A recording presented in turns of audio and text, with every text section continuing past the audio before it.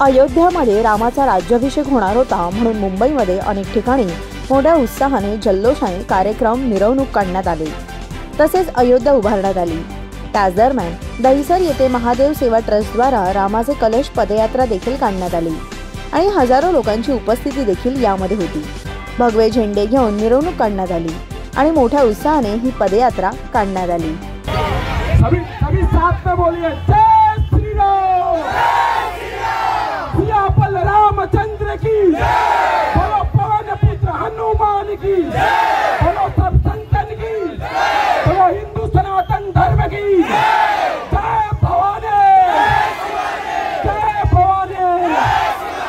एक ही नारा एक ही नाम, जय श्री राम, जय श्री राम। एक ही नारा एक ही नाम, जय श्री राम, जय श्री राम। जय भवानी, जय भवानी, जय श्री राम, जय जय श्री राम। ताज्या व नवनवीन बातम्या पाहण्यासाठी आजच आमच्या मुंबई न्यूज 24 चॅनलला सबस्क्राइब करा।